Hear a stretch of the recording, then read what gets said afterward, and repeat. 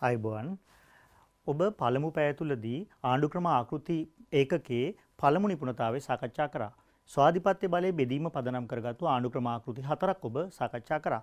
ඊළඟ නිපුණතාවය වෙන්නේ විධායක බලයේ සංවිධානය වී ඇති ආකාරය අනුව සිදු කරලා තිබෙන ආණ්ඩුක්‍රම ආකෘති නැත්නම් වර්ග කරලා තිබෙන ආණ්ඩුක්‍රම ආකෘති. මේ යටතේත් අපිට ආණ්ඩුක්‍රම ආකෘති 4ක් ගැන කතා කරන්න පුළුවන්. මේ සෑම ආණ්ඩුක්‍රම ආකෘතියක් ගැනම කතා කරනකොට ඔබ විසින් දැනගත යුතු ඔබ විසින් ප්‍රගුණ කළ යුතු මූලික කාරණා 4ක් තිබෙනවා.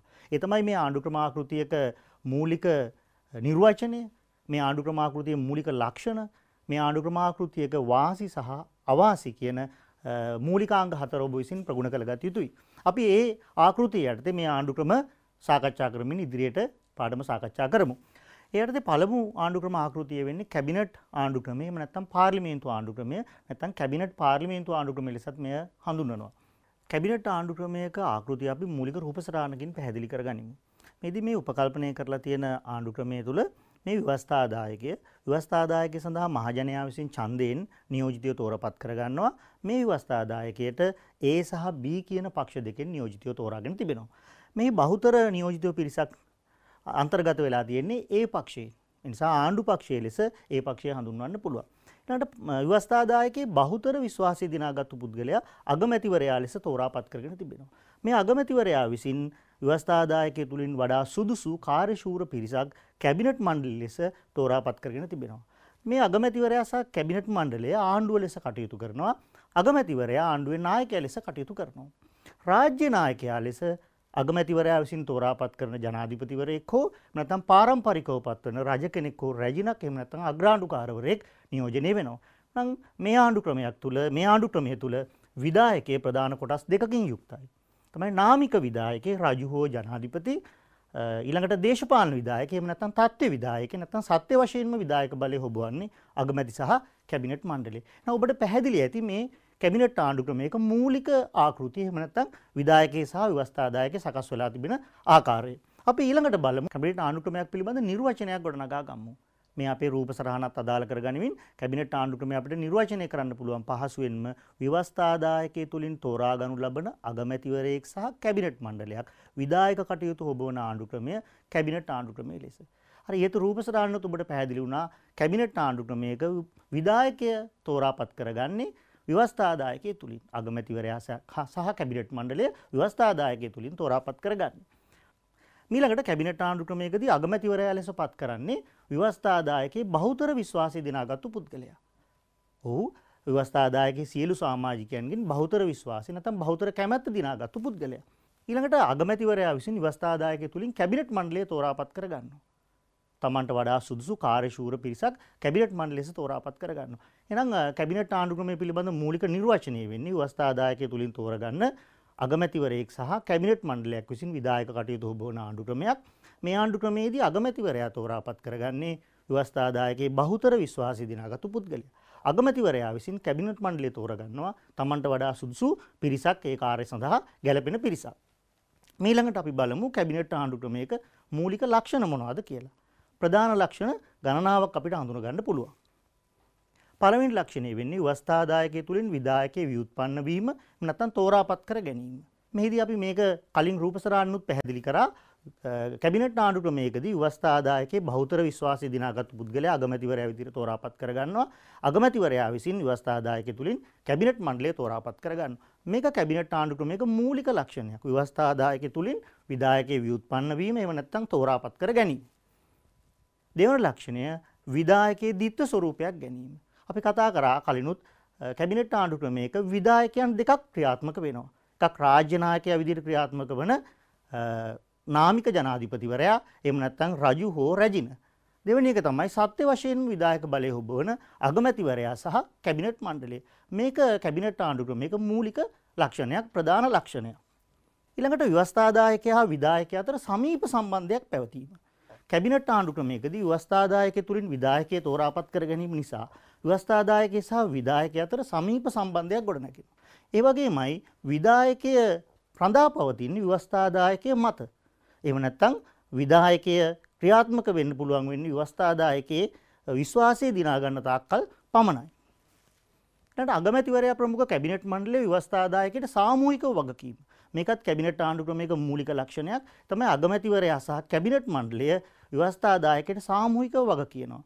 කැබිනට් සාකච්ඡා තුළදී උන්ට ඕනෑ තරම් වාද විවාද කරගන්න පුළුවන්. අවසානයේ කැබිනට් තීරණයකට එකඟ වුණාට පසු ව්‍යවස්ථාදායකය තුළ ඒ පිළිබඳව සාමූහිකව කණ්ඩායමක් විදිහට වුන් පෙනී සිටිය යුතුයි.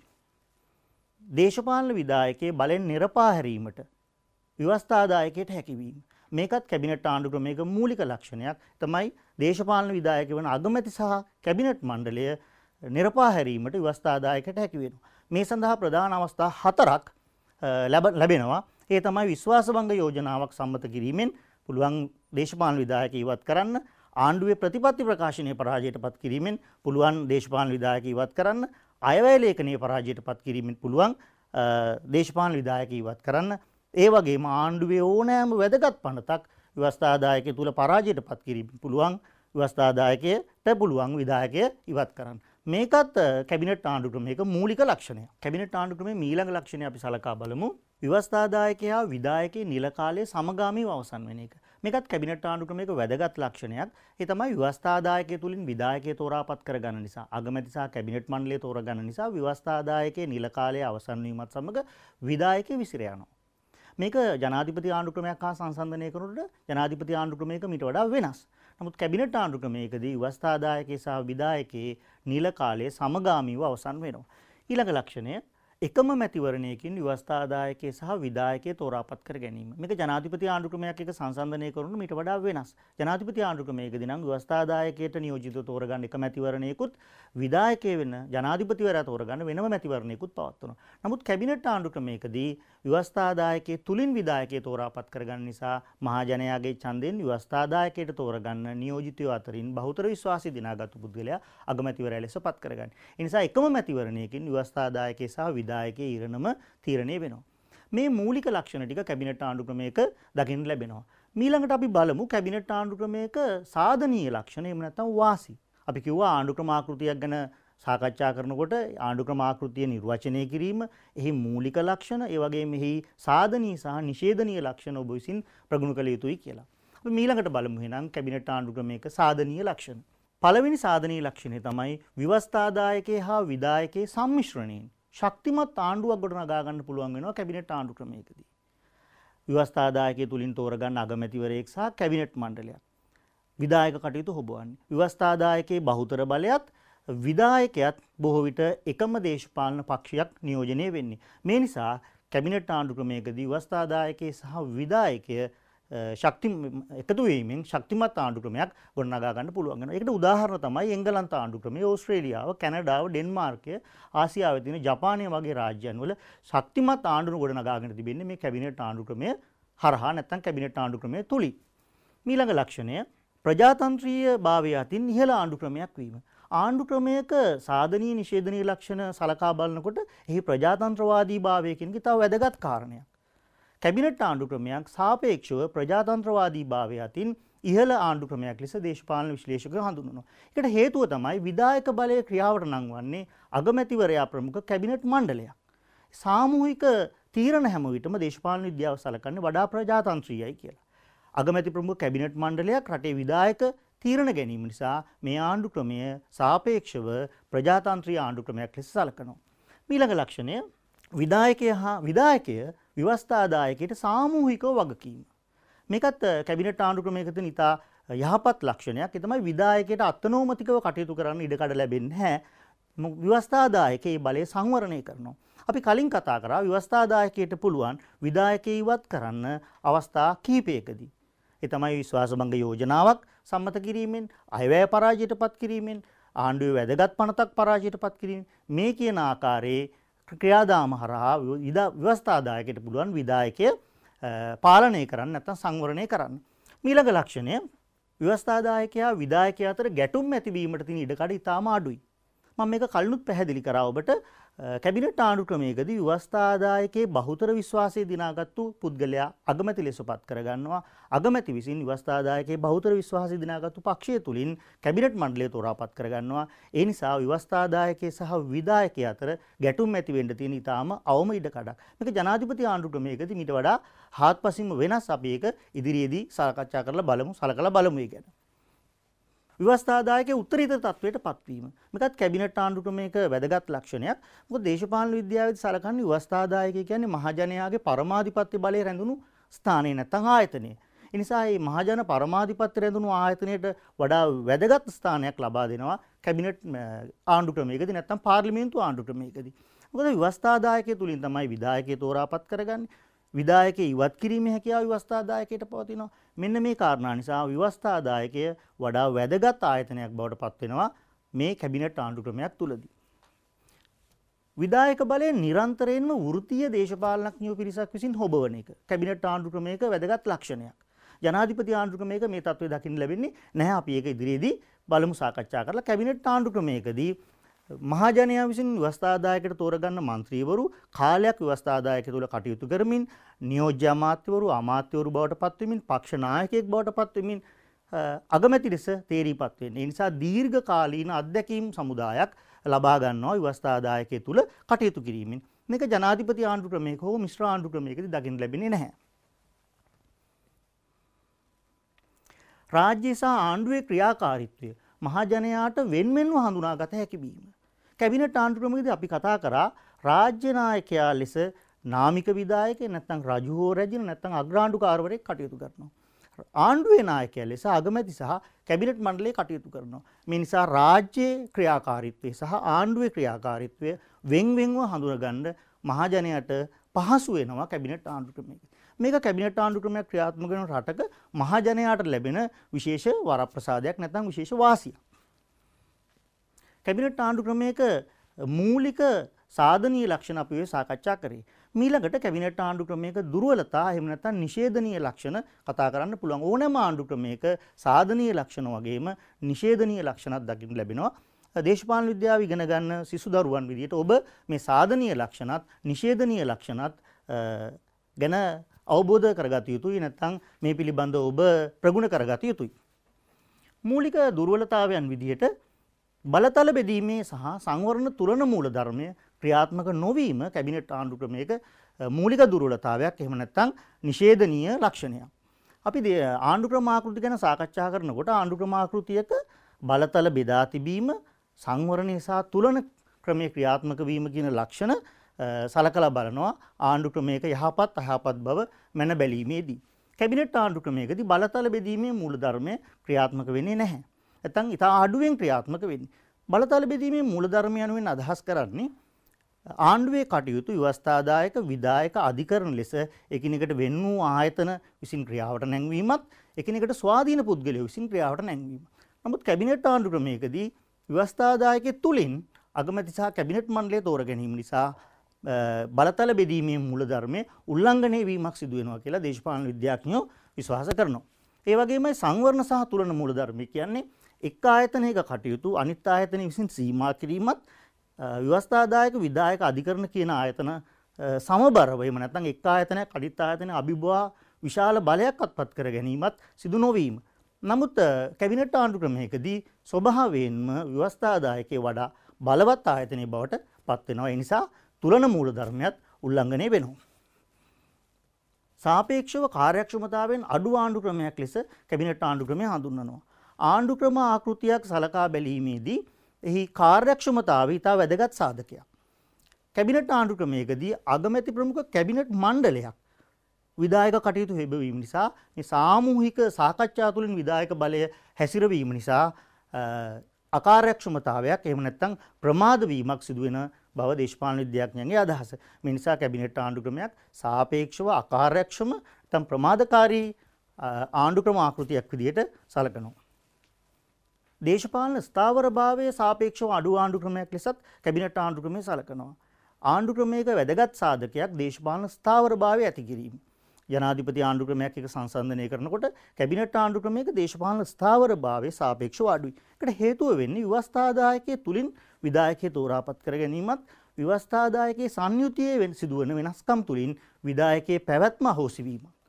ව්‍යවස්ථාදායකයේ බහුතර විශ්වාසය නැති වෙනකොට විධායකයට කටයුතු කරගෙන යාමේ හැකියාවක් දකින්න ලැබෙන්නේ නැහැ. ඒ නිසා කැබිනට් ආණ්ඩු ක්‍රමයක් සාපේක්ෂව ස්ථාවරභාවයෙන් අඩු ආණ්ඩු ක්‍රමයක් ලෙස සැලකනවා. ඊළඟට අපි මේ කතා කරපු කැබිනට් ආණ්ඩු ක්‍රමය ආශ්‍රයෙන් ඇගීමක් නැත්නම් ප්‍රශ්නයකට යොමු වෙමු. බොහෝ වෙලාවට ඔබේ උසස් පෙළ ප්‍රශ්න පත්‍රය තුලදී කැබිනට් ආණ්ඩු ක්‍රමයේ ආශ්‍රයෙන් ව්‍යුහගත රචනා ප්‍රශ්න ඒ වගේම අර්ධ ව්‍යුහගත රචනා ප්‍රශ්න ඔබට ලැබෙනවා. ශුද්ධ කැබිනට් ආණ්ඩු ක්‍රමයක ලක්ෂණ වන්නේ ශුද්ධ කැබිනට් ආණ්ඩු ක්‍රමයක් ලෙස හඳුන්වන්නේ න්‍යායාත්මක තත්වයේදී කැබිනට් ආණ්ඩු ක්‍රමය.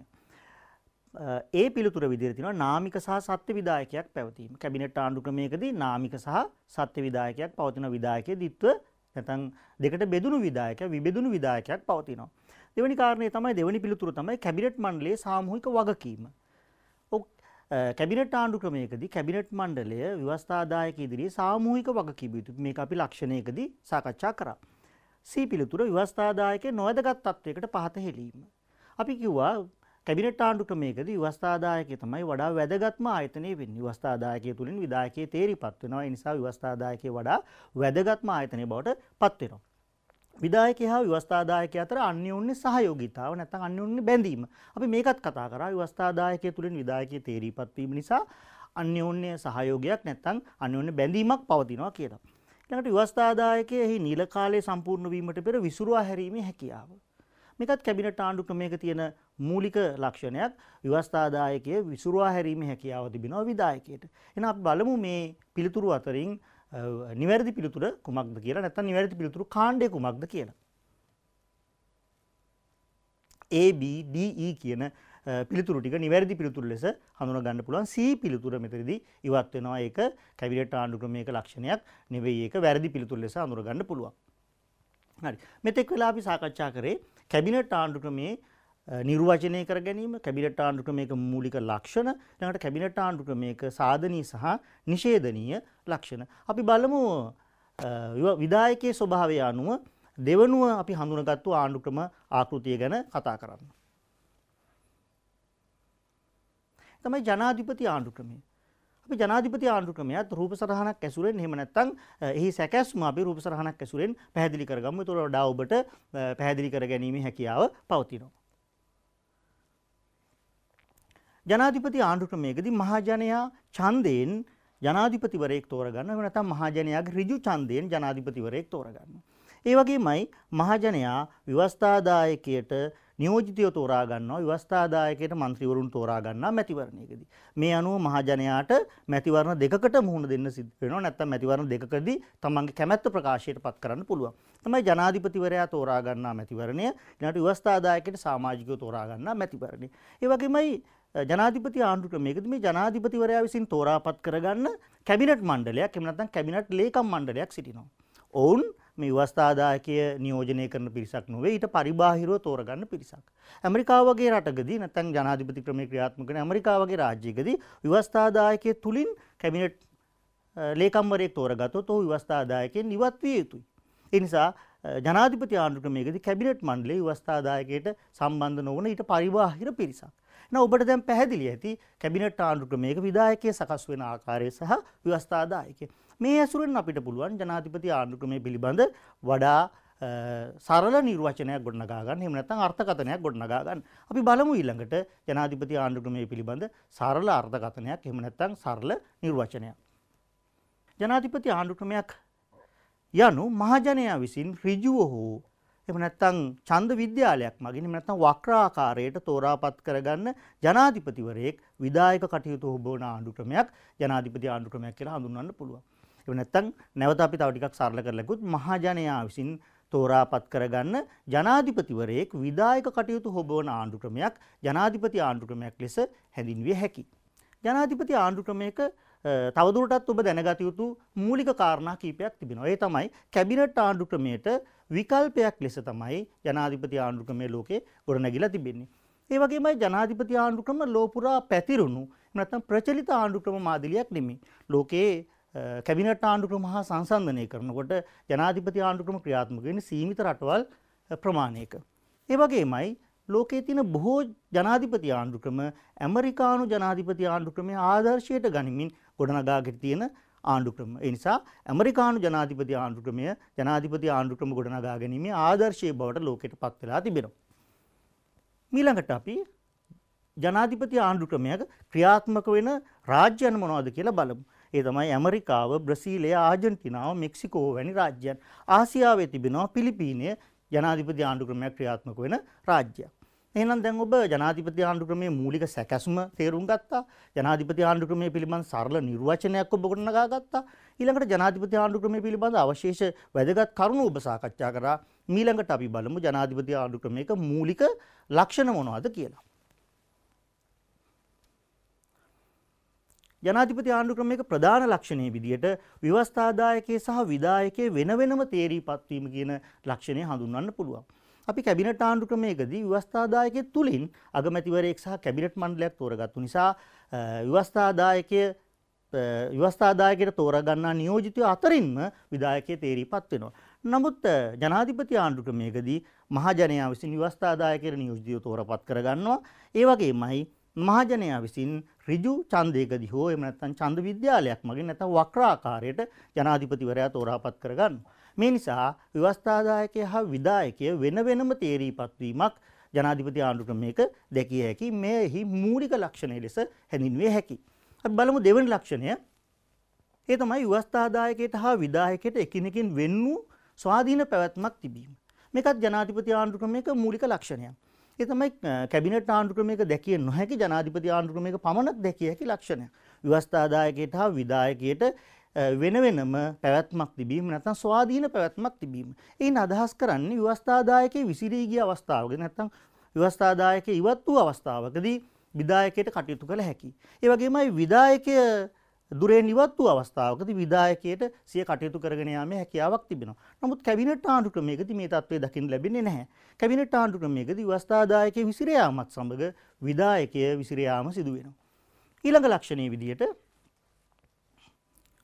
ජනාධිපතිවරයා රාජ්‍ය නායකයා මෙන්ම ආණ්ඩුවේ නායකයා ලෙස කටයුතු කිරීම. කැබිනට් ආණ්ඩු ක්‍රමයකදී රාජ්‍ය නායකයා ලෙස නාමික ජනාධිපතිවරයෙකුත් ආණ්ඩුවේ නායකයා ලෙස අගමැති ප්‍රමුඛ කැබිනට් මණ්ඩලයකුත් කටයුතු කිරීම දකින්න ලැබෙන්නේ. නමුත් ජනාධිපති ආණ්ඩු ක්‍රමයකදී රාජ්‍ය නායකයාගේ භූමිකාවත් ආණ්ඩුවේ නායකයාගේ භූමිකාවත් ජනාධිපතිවරයා විසින් හොබවනවා. මේක ජනාධිපති ආණ්ඩු ක්‍රමයක තවත් වැදගත් ලක්ෂණයක්, මූලික ලක්ෂණයක්. විධායකයේ ව්‍යවස්ථාදායකයට වග නොකීම. මේකත් ජනාධිපති ආණ්ඩු ක්‍රමයක මූලික ලක්ෂණයක්. ඒ තමයි මහජනයාගේ ඍජු ඡන්දයෙන් තෝරගන්න ජනාධිපතිවරයා වග කියන්නේ මහජනයාට. මහජනයා විසින් තෝරාගත්තු ව්‍යවස්ථාදායකයක් වෙනම පවතිනවා. මහජනයා විසින් ඍජු ඡන්දයෙන් තෝරාගත්තු ජනාධිපතිවරයෙක් ඉන්නවා. ඒක තමයි ජනාධිපති ආණ්ඩු ක්‍රමයක ස්වභාවය. මේදී ජනාධිපතිවරයා වග කියන්නේ තමා තෝරාපත් කරගත්තු මහජනයාට. ඉදී ව්‍යවස්ථාදායකයට අභිමත පරිදි ජනාධිපතිවරයා ඉවත් කිරීමේ නොහැකියාවකුත් පවතිනවා. කැබිනට් ආණ්ඩු ක්‍රමයකදී මීට වඩා වෙනස් ව්‍යවස්ථාදායකයට පුළුවන් අවස්ථා 4කදී විධායකයෙක් එහෙම නැත්නම් අගමැති ප්‍රමුඛ කැබිනට් මණ්ඩලය ඉවත් කරන්න. නමුත් ජනාධිපති ආණ්ඩු ක්‍රමයකදී ව්‍යවස්ථාදායකයට තනිව නැත්නම් අභිමත පරිදි ජනාධිපතිවරයා ඉවත් කිරීමේ හැකියාවක් නැහැ. ඒ වගේමයි බොහෝ ජනාධිපති ආණ්ඩු ක්‍රමවලදී ව්‍යවස්ථාදායකය විසුරුවා හැරීමේ අභිමත බලය ජනාධිපතිවරයාට ලැබෙන්නේ නැහැ. නම් මේකත් ජනාධිපති ආණ්ඩු ක්‍රමයක මූලික ලක්ෂණයක්. මීළඟ ලක්ෂණය විධායකයේ අධිකාරීත්වයේ ජනාධිපතිවරයාට හිමිවීම. ජනාධිපති ආණ්ඩු ක්‍රමයක විධායකයේ අධිකාරීත්වය එහෙම නැත්නම් විධායකයේ පූර්ණ බලය ජනාධිපතිවරයාට හිමි වෙනවා. එසේ වීමට හේතුව තමයි කැබිනට් මණ්ඩලයේ ජනාධිපතිවරයා විසින් තෝරාගන්න ව්‍යවස්ථාදායකයට පරිබාහිර පිරිසක්. ඔවුන් තෝරාගන්නේ ජනාධිපතිවරයාට අවශ්‍ය උපදෙස් සහ මඟ පෙන්වීම් ලබා ගැනීමට සහ කාර්යයන් පහසු කරගන්න. ඔවුන්ට විධායක බලයක් නැහැ. නිසා ජනාධිපතිවරයා විධායක බලයේ පූර්ණ හිමිකරුව බවට පත් වෙනවා. නැත්නම් විධායක බලය හසුරුවීමේ පූර්ණ අධිකාරී බලය ජනාධිපතිවරයාට හිමි වෙනවා. මේකත් ජනාධිපති ආණ්ඩු ක්‍රමයක මූලික ලක්ෂණයක්. අපි බලමු ජනාධිපති ආණ්ඩු ක්‍රමයේ මීළඟ ලක්ෂණය. බලතල වෙන් කිරීමේ මූලධර්මය හා සංවරණ තුලන මූලධර්මය ජනාධිපති ආණ්ඩු ක්‍රමයක හොඳින් ක්‍රියාත්මක වෙනවා. ඒ තමයි අපි කිව්වා ආණ්ඩු ක්‍රම ආකෘතියක වැදගත් ලක්ෂණයක්. බලතල බෙදා තිබෙන්නේ කෙසේද නැත්නම් බලතල බෙදීම සිදු වෙලා තියෙන ආකාරය සහ සංවරණය සහ තුලනය සිදු වෙලා තියෙන ආකාරය. ජනාධිපති ආණ්ඩු ක්‍රමයකදී ව්‍යවස්ථාදායකය සහ විධායකය වෙන වෙනම තේරීපත් වෙනවා. ඒ වගේමයි විධායකයේ කටයුතු ව්‍යවස්ථාදායකය විසින් සීමා කිරීමක් සිදු කරනවා. ඒ වගේමයි ව්‍යවස්ථාදායකයේ විධායකයේ අධිකරණ කියන මේ ප්‍රධාන ආයතන වලින් එක ආයතනයකට අනිත් ආයතන අභිබවා කටයුතු කිරීමේ හැකියාවක් නැහැ. මේ නිසා ජනාධිපති ආණ්ඩු ක්‍රමයක සංවරණ තුලන මූල ධර්මයක් බලතල බෙදීමේ මූල ධර්මයක් මනාව ක්‍රියාත්මක වෙනවා. අපි එහෙනම් මේ වෙනතුරු කතා කරේ ජනාධිපති ආණ්ඩු ක්‍රමයක මූලික ලක්ෂණ. ඊළඟට අපි බලමු ජනාධිපති ආණ්ඩු ක්‍රමයක සාධනීය ලක්ෂණ එහෙම නැත්නම් ජනාධිපති ආණ්ඩු ක්‍රමයක යහපත් ලක්ෂණ මොනවද කියලා. මම කිව්වා ආණ්ඩු ක්‍රමයක් සාකච්ඡා කරනකොට ඒ නිර්වචනය, ඒ මූලික ලක්ෂණ, එහි සාධනීය සහ නිෂේධනීය ලක්ෂණ කියන කාරණා ඔබ විසින් ප්‍රගුණ කළ යුතුයි කියලා. ජනාධිපති ආණ්ඩු ක්‍රමයක මූලික සාධනීය ලක්ෂණ එහෙම නැත්නම් මූලික වාසිය ලෙස හඳුන ගන්න පුළුවන් සාපේක්ෂව දේශපාලන වශයෙන් ස්ථාවරභාවයෙන් යුක්ත වීම. ජනාධිපති ආණ්ඩු ක්‍රමයකදී මහජනයාගේ ඍජු ඡන්දයෙන් තෝරගන්න ජනාධිපතිවරයෙක් සහ මහජනයා විසින් තෝරගත්තු ව්‍යවස්ථාදායකයෙක් කටයුතු කරන්නේ. මේ නිසා ජනාධිපති ආණ්ඩු ක්‍රමයකදී මේ ජනාධිපතිවරයා ඉවත් කිරීමේ හැකියාව ව්‍යවස්ථාදායකයට අභිමත පරිදි ලැබෙන්නේ නැහැ. ඒ සඳහා තවත් ආයතන සම්බන්ධ කරගත යුතුයි. මේ නිසා සාපේක්ෂ වශයෙන් දේශපාලන ස්ථාවරභාවයෙන් යුක්ත ආණ්ඩු ක්‍රමයක් ලෙස ජනාධිපති ආණ්ඩු ක්‍රමය හඳුන්වනවා. කැබිනට් ආණ්ඩු ක්‍රමයක් එක්ක සංසන්දනය කරනකොට කැබිනට් ආණ්ඩු ක්‍රමයකදී ව්‍යවස්ථාදායකයේ සංයුතියේ සිදුවන වෙනස්කම් උඩ විධායකය දුරවලින් ඉවත් කිරීමේ හැකියාව පවතිනවා. නමුත් ජනාධිපති ආණ්ඩු ක්‍රමයකට ව්‍යවස්ථාදායකය එලෙස සරල ලෙස ඉවත් කිරීමේ හැකි විධායක ඉවත් කිරීමේ හැකියාවක් ව්‍යවස්ථාදායකයට ලැබෙන්නේ නැහැ. ඊළඟ ලක්ෂණය සාපේක්ෂව කාර්යක්ෂමතාවයෙන් වැඩි ආණ්ඩු ක්‍රමයක්. අපි කිව්වා ආණ්ඩු ක්‍රමයක සාධනීය නිෂේධනීය බව මන බලනකොට එහි කාර්යක්ෂමතාවය විදා වැදගත් සාධකයක්. කැබිනට් ආණ්ඩු ක්‍රමයක් අපි කිව්වා සාපේක්ෂව අකාර්යක්ෂමතාවයෙන් යුක්ත ආණ්ඩු ක්‍රමයක් නැත්නම් කාර්යක්ෂමතාවයෙන් අඩු ආණ්ඩු ක්‍රමයක් කියලා. ඊට හේතුව තමයි කැබිනට් මණ්ඩලයක් ලෙස විධායක කටයුතු හැසිරවීම. නමුත් ජනාධිපති ආණ්ඩු ක්‍රමයක ජනාධිපතිවරයා අධිකාරියක් ලෙස නැත්නම් ජනාධිපතිවරයෙක් තනි ජනාධිපතිවරයෙක් විධායක කටයුතු හොබවනවා. මේ නිසා ජනාධිපති ආණ්ඩු ක්‍රමයක් සාපේක්ෂව තීරණ ගැනීමේදී කාර්යක්ෂමභාවයෙන් යුක්තයි කියන එක දේශපාලන විද්‍යාව තුළ නැත්නම් දේශපාලන විශ්ලේෂකයන් තුළ පොදු පිළිගැනීම. ඊළඟ ලක්ෂණය බලතල බෙදීමේ මූලධර්මය සහ සංවරණ තුලන මූලධර්මයේ ක්‍රියාත්මක වීම. මේකත් යහපත් ආණ්ඩු කරන ආකෘතියක් හඳුනා ගැනීමේ වැදගත් සාධකයක්. ඒ තමයි ආණ්ඩුවේ බලතල බෙදී ඇති ආකාරය සහ ඒ බලතල සංවරණය වී ඇති ආකාරය. ජනාධිපති ආණ්ඩු ක්‍රමයක විධායක කටයුතු ජනාධිපතිවරයෙක් විසින්ද ව්‍යවස්ථාදායකයෙකු විසින් විධායක කටයුතු හොබවනවා. මේ නිසා බලතල බෙදීම පැහැදිලිව දකින්න තියෙනවා. ඒ වගේමයි සංවරණය කිරීම සහ තුලනය. එහෙම නැත්නම් එක් ආයතනයක කටයුතු තවත් ආයතනයක් විසින් සීමා කිරීම සංවරණය කිරීම ජනාධිපති ආණ්ඩු ක්‍රමයක හොඳින් දකින්න ලැබෙනවා. ඒ වගේමයි විධායකයේ ව්‍යවස්ථාදායකයේ අධිකරණ කියන ආයතන අතරින් එක් ආයතනයකට අනවශ්‍ය ලෙස ස්මතු වීමේ බලවත් වීමේ හැකියාවක් ජනාධිපති ආණ්ඩු ක්‍රමයක ලැබෙන්නේ නැහැ. ඒ නිසා තුලන මූල ධර්මයක් ජනාධිපති ආණ්ඩු ක්‍රමයක ක්‍රියාත්මක වෙනවා. නමුත් ඇතැම් රටවලදී මේ තත්ත්වය දකින්න නොලැබෙනවා. ඒක ප්‍රායෝගික තත්ත්වයේදී සිදුවන වෙනස්කමක් එහෙම නැත්නම් ප්‍රායෝගික ප්‍රවණතාව විදිහට අපිට අඳුර ගන්න පුළුවන්. ඊළඟ ලක්ෂණය තරඟකාරී පක්ෂ ක්‍රමයක් නොමැතිවද ජනාධිපති ආණ්ඩු ක්‍රමයක් ක්‍රියාවට නැංවිය හැකි. තමයි කැබිනට් ආණ්ඩු ක්‍රමයක් ක්‍රියාත්මක කරන තරඟකාරී ද්විපක්ෂ ක්‍රමයක් අවශ්‍යයි. ව්‍යවස්ථාදායකයේ බහුතර බලය කුමන හෝ පක්ෂයක් විසින් හෝ කණ්ඩායමක් විසින් ලබා ගත යුතුයි. එහෙම නැත්නම් කැබිනට් ආණ්ඩු ක්‍රමයක් ක්‍රියාත්මක වීමේදී විවිධ ගැටලු ඇති වෙනවා. නමුත් ජනාධිපති ආණ්ඩු ක්‍රමයකදී මහජනයාගේ ඍජු ඡන්දයෙන් තෝරගන්න ජනාධිපතිවරයෙක් ක්‍රියාත්මක වෙන නිසා ජනාධිපති ආණ්ඩු ක්‍රමයකදී තරඟකාරී පක්ෂ ක්‍රමයක් අවශ්‍ය නැහැ. එහෙම නැත්නම් බහුපක්ෂ ක්‍රමයකදී වුණත් ජනාධිපති ආණ්ඩු ක්‍රමය බොහොම පහසුවෙන් ක්‍රියාවට නැංවිය හැකියි. එයත් ජනාධිපති ආණ්ඩු ක්‍රමයක සාධනීය ලක්ෂණයක් ලෙස හඳුනා ගන්න පුළුවන්. ඊළඟට ජනාධිපති ආණ්ඩු ක්‍රමයේ දුර්වලතා එහෙම නැත්නම් නිෂේධනීය ලක්ෂණ අපි කතා කරමු. මේ වාසි තියෙන අතරින්ම ජනාධිපති ආණ්ඩු ක්‍රමයක මූලික දුර්වලතා ගණනාවකුත් අපිට හඳුනා ගන්න පුළුවන්. මේ පළවෙනි දුර්වලතාවය ලෙස අපිට හඳුනා ගන්න පුළුවන් සාපේක්ෂව ප්‍රජාතන්ත්‍රවාදී භාවයෙන් අඩු ආණ්ඩු ක්‍රමයක්. අපි කියවා ආණ්ඩු ක්‍රම ආකෘති ගණනය කිරීමේදී නැත්නම් සලකා බැලීමේදී ප්‍රජාතන්ත්‍රවාදී භාවය වඩා වැදගත්. නැත්නම් ජනාධිපති ආණ්ඩු ක්‍රමයක් ප්‍රජාතන්ත්‍රවාදී භාවයෙන් අඩු ආණ්ඩු ක්‍රමයක් ලෙස හැඳින්විය හැකි. ඊට හේතු වෙන්නේ විධායක කටයුතු තනි ජනාධිපතිවරයෙකු විසින් හැසිරවීම. කැබිනට් මණ්ඩලයකදී අගමැති ප්‍රමුඛ කැබිනට් මණ්ඩලයක් විසින් සාකච්ඡා කර විධායක බලය ක්‍රියාවට නැංවීමක් සිදු වෙනවා. නමුත් ජනාධිපති ආණ්ඩු ක්‍රමයකදී තනි ජනාධිපතිවරයෙක් විසින් විධායක බලය හෙබවීම දැකිය හැකි. ඒ නිසා දේශපාලන විද්‍යාවේ තනි පුද්ගලයෙක් තීරණ ගැනීම ප්‍රජාතන්ත්‍රවාදී භාවයෙන් අඩු කාරණයක් ලෙස තමයි සලකන්නේ. මේක ජනාධිපති ආණ්ඩු ක්‍රමයක මූලික දුර්වලතාවයක්. ව්‍යවස්ථාදායකයා විධායකයා අතර දුරස්ත සම්බන්ධය. කැබිනට් ආණ්ඩු ක්‍රමයකදී අපි කිව්වා ව්‍යවස්ථාදායකයේ තුලින් විධායකයේ තෝරාපත් කර ගැනීම නිසා ව්‍යවස්ථාදායකයා හා විධායකයා අතර සමීප සම්බන්ධයක් තිබෙනවා කියලා. ජනාධිපති ආණ්ඩු ක්‍රමයකදී මහජනයාගේ ඍජු ඡන්දයෙන් තෝරගන්න ජනාධිපතිවරයෙක් සහ මහජනයා විසින් තෝරාගත්තු ව්‍යවස්ථාදායකයෙක් එකිනෙකට වෙන්ව කටයුතු කිරීම නිසා ව්‍යවස්ථාදායකයා සහ විධායකයා අතර පවතින දුරස්ථ සම්බන්ධයක් සමීප සම්බන්ධයක් නෙමෙයි. මේකත් ජනාධිපති ආණ්ඩු ක්‍රමයක දුර්වලතාවයක්. මොකද ව්‍යවස්ථාදායකයා සහ විධායකයා අතර සමීප සම්බන්ධයක් පැවතීම මනා ආණ්ඩු ක්‍රමයක වැදගත් ලක්ෂණයක් විදිහට සැලකනවා. ජනාධිපති ආණ්ඩු ක්‍රමයකදී ව්‍යවස්ථාදායකයා විධායකයා අතර ගැටුම් ඇතිවීමට තිබෙන ඉඩකඩ ඊටාම ඉඩකඩ පවතිනවා. නැත්නම් වැඩි ඉඩකඩක් පවතිනවා. ඊට හේතුව තමයි ව්‍යවස්ථාදායකය එක් පක්ෂයකිනුත් ජනාධිපතිවරයා තවත් පක්ෂයකිනුත් තේරීපත් වීමේ හැකියාවක් ජනාධිපති ආණ්ඩු ක්‍රමයක පවතිනවා. කැබිනට් ආණ්ඩු ක්‍රමයකදී ව්‍යවස්ථාදායකයේ බහුතර විශ්වාසය දිනාගත්තු පුද්ගලයා අගමැති ලෙස පත්වෙන නිසා ව්‍යවස්ථාදායකයේ බහුතර කැමැත්තත් අගමැතිවරයාත් අතර මනා සම්බන්ධයක් පවතිනවා. නමුත් ජනාධිපති ආණ්ඩු ක්‍රමයකදී ව්‍යවස්ථාදායකය සහ විධායකය එකිනෙකට පරස්පරව එහෙම නැත්නම් එකිනෙකට විරුද්ධ වූ පක්ෂ වලින් තේරීපත් වීමේ හැකියාවක් තිබෙනවා. මේ නිසා මේ වගේ අවස්ථාවකදී විධායක කටයුතු සහ ව්‍යවස්ථාදායක කටයුතු අතර එහෙම නැත්නම් විධායකය සහ ව්‍යවස්ථාදායකය අතර ගැටුම් ඇති වෙන්න පුළුවන් පරිපාලනමය කටයුතු වලදී සහ ප්‍රතිපත්ති සම්පාදනයේදී.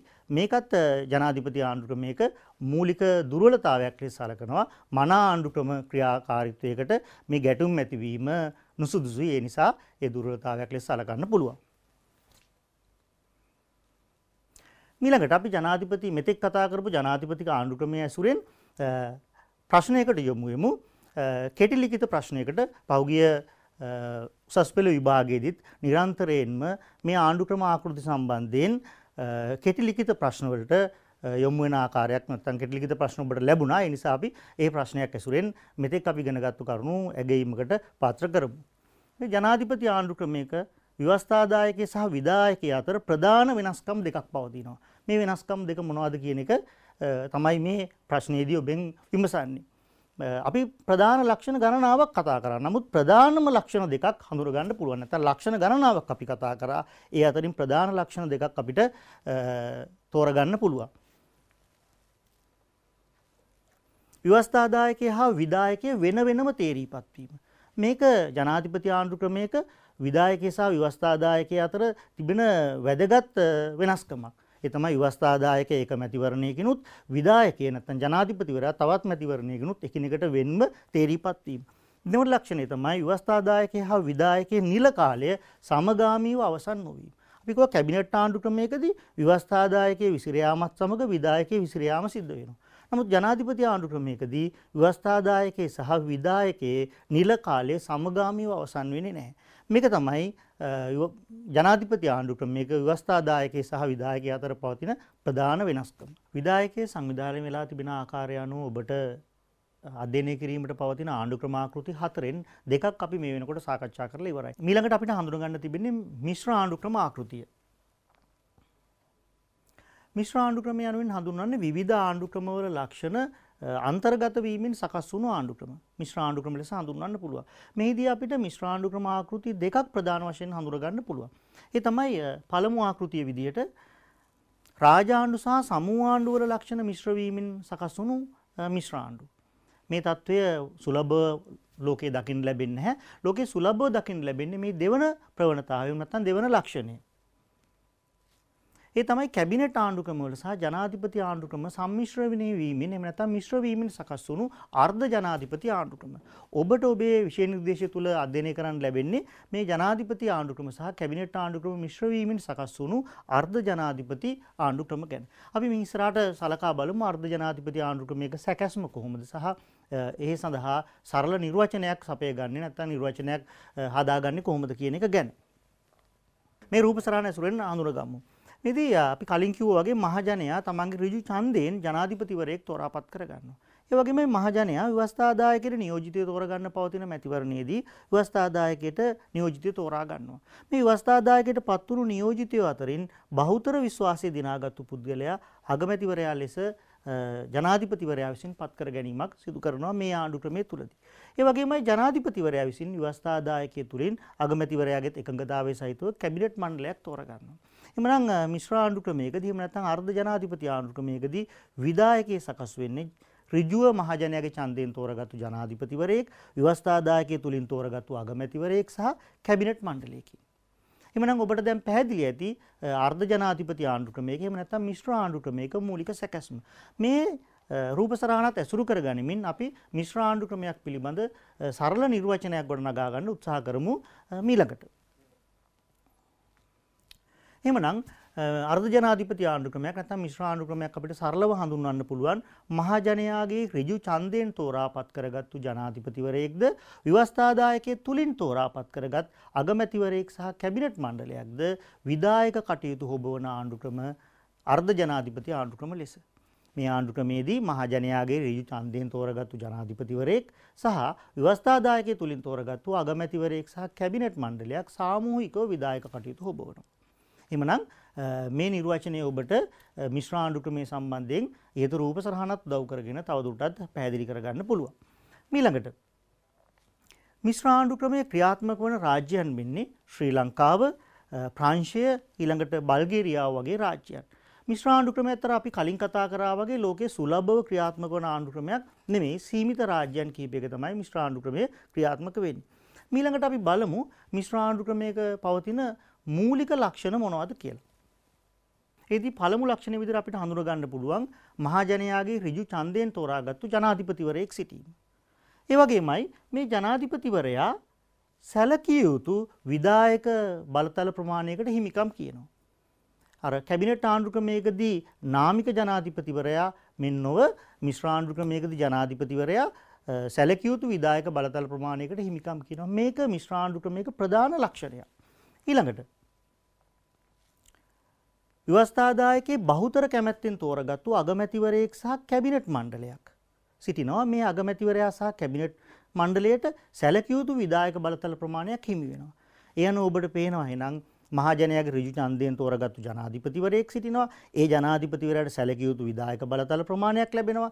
ඒ වගේමයි ව්‍යවස්ථාදායකයේ තුලින් තෝරාගත්තු අගමැතිවරයෙක් සහ කැබිනට් මණ්ඩලයක් සිටිනවා. ඔවුන්ටත් සැලකිය යුතු විධායක බලතල ප්‍රමාණයක් හිමි වෙනවා. මේ මිශ්‍ර ආණ්ඩු ක්‍රමයක මූලික ලක්ෂණ ත්‍රිත්වය එව නැත්නම් මූලික ලක්ෂණ තුන ලෙස හඳුනා ගන්න පුළුවන්. ඊළඟට ජනාධිපතිවරයා ජනතාවට වගකීමට බැඳී සිටිනවා. මොකද ඔහු තෝරාපත් කරගන්නේ ඍජු මහජනයාගේ ඡන්දයෙන්. ඒ නිසා ඔහු තමන්ව තෝරාපත් කරගත්තු මහජනයාට වග කියනවා. ඒ වගේමයි ව්‍යවස්ථාදායකය තුලින් තෝරගන්න අගමැතිවරයා සහ කැබිනට් මණ්ඩලය ව්‍යවස්ථාදායකයටත් වග කියනවා. ඒ වගේමයි තමන්ව තෝරාපත් කරගත්තු ජනාධිපතිවරයාටත් වග කියනවා. නිසා මිශ්‍ර ආණ්ඩු ක්‍රමයකදී අගමැති ප්‍රමුඛ කැබිනට් මණ්ඩලය ව්‍යවස්ථාදායකයට මෙන්ම ජනාධිපතිවරයාට වග කියනවා. මේකත් මිශ්‍ර ආණ්ඩු ක්‍රමයක මූලික ලක්ෂණයක්. ඊළඟට ජනාධිපතිවරයා රාජ්‍යයේ නායකයා වගේම ආණ්ඩුවේ නායකයා ලෙසත් කටයුතු කරනවා. නමුත් ආණ්ඩුවේ කටයුතු අගමැතිවරයා ප්‍රමුඛ කැබිනට් මණ්ඩලය සමග බෙදා ගනිමින් තමයි ක්‍රියාවට නගන්නේ. ඊළඟට මිශ්‍ර ආණ්ඩු ක්‍රමයක සාධනීය ලක්ෂණ සහ නිෂේධනීය ලක්ෂණ කතා කරන්න පුළුවන්. අපි ඉතා සීමිත සාධනීය සහ නිෂේධනීය ලක්ෂණ ප්‍රමාණයක් අපිට හඳුනා ගන්න තියෙනවා. පළවෙනි ලක්ෂණයේ විදිහට ජනාධිපතිවරයෙක් අගමැතිවරයෙක් සහ කැබිනට් මණ්ඩලයකින් සමන්විත වෙන නිසා මිශ්‍ර ආණ්ඩු ක්‍රමයකදී ශක්තිමත් නැත්නම් ප්‍රජාතන්ත්‍රවාදී භාවයෙන් වැඩි ආණ්ඩු ක්‍රමයක් ලෙස මිශ්‍ර ආණ්ඩු ක්‍රමය හඳුන්වන්න පුළුවන්. මහජනයාගේ ඡන්දයෙන් තෝරගන්න ජනාධිපතිවරයෙක් සහ ව්‍යවස්ථාදායකය තුලින් තෝරගන්න අගමැතිවරයෙක් සහ කැබිනට් මණ්ඩලයක් විධායක කටයුතු හොබවන බැවි. ඊළඟට රාජ්‍ය නායකයාගේ භූමිකාව සහ ආණ්ඩුවේ නායකයාගේ භූමිකාව පුද්ගලයන් අතර බෙදී පවතින නිසා නැත්නම් එක් පුද්ගලයෙක් අතර ඒකරාශී වී නොපවතින හින්දා සාපේක්ෂව කාර්යක්ෂමතාවයෙන් යුක්ත ආණ්ඩු ක්‍රමයක් ලෙස මිශ්‍ර ආණ්ඩු ක්‍රමය සැලකනවා. රාජ්‍ය නායකයාගේ භූමිකාව සහ ආණ්ඩුවේ නායකයාගේ භූමිකාව ජනාධිපතිවරයාත් අගමැතිවරයාත් කැබිනට් මණ්ඩලයත් අතර බෙදී පැවතීම නිසා. ඊළඟ ලක්ෂණය ලෙස ජනාධිපතිවරයාගේ බලය සංවරණය වී පැවතීම. ඒ තමයි අගමැති සහ කැබිනට් මණ්ඩලය විසින් ජනාධිපතිවරයාගේ බලය සංවරණය කරලා සීමා කරලා තිබෙනවා. ඒ නිසා මේකත් මිශ්‍ර ආණ්ඩු ක්‍රමයක මූලික ලක්ෂණයක් විදිහට එහෙම නැත්නම් අපිට සාධනීය ලක්ෂණයක් විදිහට අඳුර ගන්න පුළුවන්. ඊළඟට මිශ්‍ර ආණ්ඩු ක්‍රමයක මූලික දුර්වලතා ගණනාවක් අපිට හඳුන ගන්න පුළුවන්. ඒ තමයි පළවෙනි එක සහ හැසිරීමක් පවතින අවස්ථාවකදී විධායක බලය ක්‍රියාවට නැංවීම දුෂ්කර වීම. ඉතින් සහ හැසිරීමක් ලෙස හඳුන්වන්නේ ජනාධිපතිවරයා අයත් පක්ෂයට විරුද්ධ වූ පක්ෂයකින් ව්‍යවස්ථාදායකයේ බහුතර බලය සමන්විත වීම නැත්නම් ව්‍යවස්ථාදායකයේ බහුතර දෙනා ජනාධිපතිවරයා නියෝජනය කරන පක්ෂයට විරුද්ධ වූ පක්ෂයකින් සමන්විත වීම.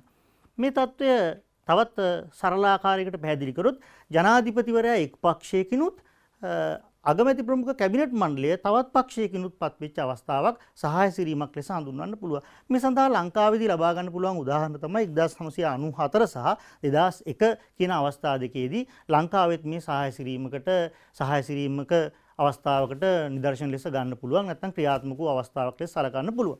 ඊළඟට අගමැති සහ කැබිනට් මණ්ඩලයේ අභිභවා ජනාධිපතිවරයා බලවත් වෙන එක. මේක මිශ්‍ර ආණ්ඩු ක්‍රමයක දකින්න ලැබෙනවා.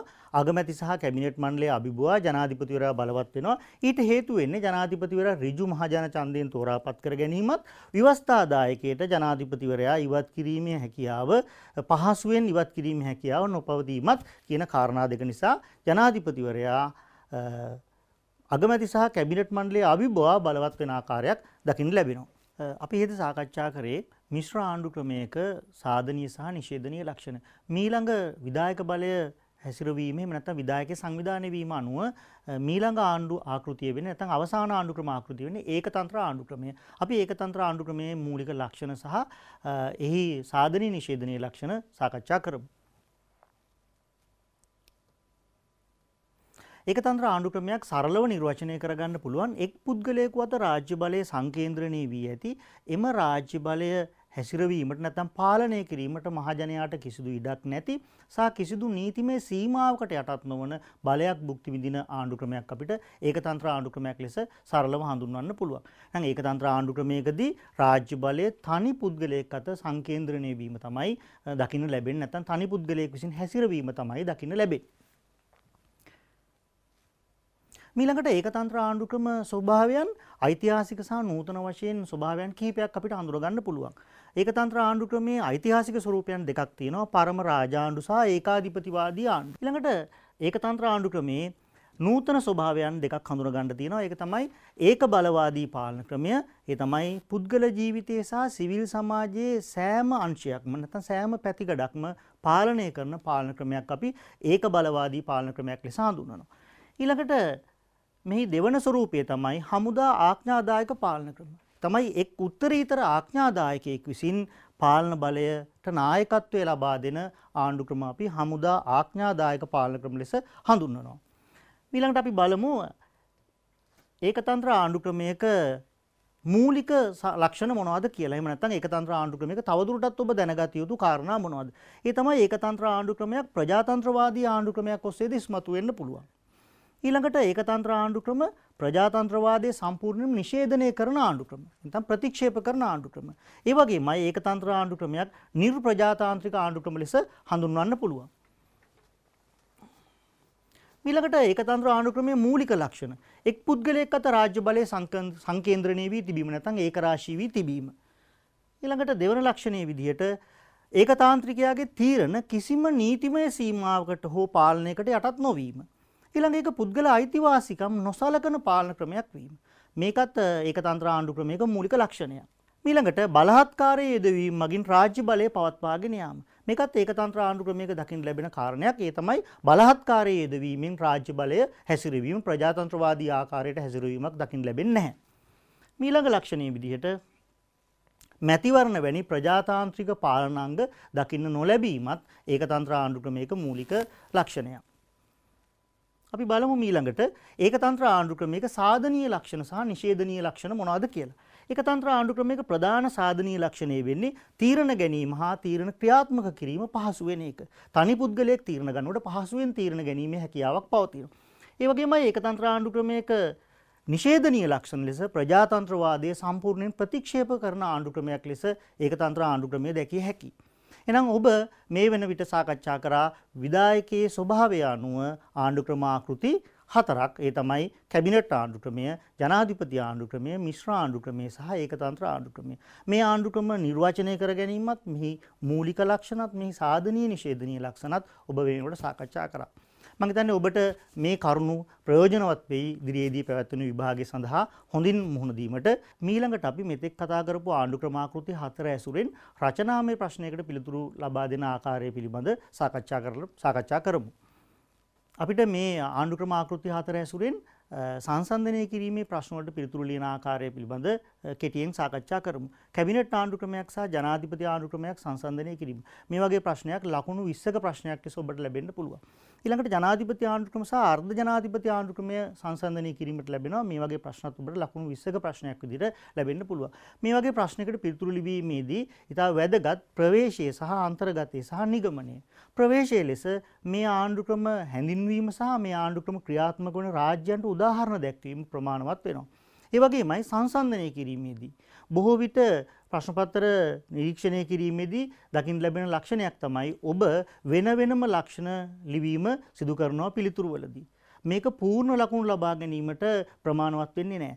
ඔබ මේ ආණ්ඩු ක්‍රම දෙකේ ලක්ෂණ එකිනෙකටගෙන සංසන්දනය කිරීම අවශ්‍යයි. උදාහරණයක් ගත්තොත් කැබිනට් ආණ්ඩු ක්‍රමයේ ලක්ෂණත් ජනාධිපති ආණ්ඩු ක්‍රමයේ ලක්ෂණත් එකිනෙකටගෙන සාකච්ඡා කිරීම. එෙහිදී විධායකයේ ස්වභාවය, විධායකයේ පත්වන ආකාරය, බලතල බෙදී ඇති ආකාරය, සංවරණය සහ තුලනයේ ක්‍රියාත්මක වන ආකාරය, ප්‍රජාතන්ත්‍රවාදීභාවය, කාර්යක්ෂමභාවය වැනි ලක්ෂණ අරගෙන මේ ආණ්ඩු ක්‍රම දෙකේදී මේ ලක්ෂණ ක්‍රියාත්මක වෙන්නේ කොහොමද කියලා සංසන්දනය කිරීම අවශ්‍යයි.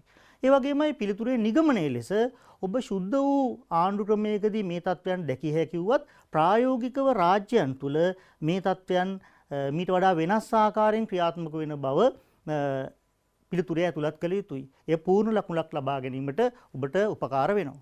අද දින අපි සාකච්ඡා කරා විධායකයේ ස්වභාවය අනුව වෙන් කරගත්තු නැත්නම් වර්ග කරගත්තු ආණ්ඩු ක්‍රමාකෘති 4ක් පිළිබඳව. එෙහිදී කැබිනට් ආණ්ඩු ක්‍රමය, ජනාධිපති ආණ්ඩු ක්‍රමය, මිශ්‍ර ආණ්ඩු ක්‍රමය සහ ඒකතන්ත්‍ර ආණ්ඩු ක්‍රමය පිළිබඳ සාකච්ඡා කරා. මේ විෂය කරුණු ඔබට හොඳින් අවබෝධ වෙන්නේ නැති කියලා අපි විශ්වාස කරනවා. ඉදිරියේදී පැවැත්වෙන විභාගයේ සඳහා මේ සාර්ථක පිළිතුරු ලියා ගැනීම, රචනා කර ගැනීමට මේ විෂය කරුණු ඔබට ප්‍රයෝජනවත් වෙයි. ඉදිරියේදී පැවැත්වෙන විභාගයේදී සාර්ථක ලෙස පිළිතුරු ලබා දෙන්න ඔබට ශක්තිය ලැබෙන්න කියලා අපි ප්‍රාර්ථනා කරනවා. ආයුබෝවන්.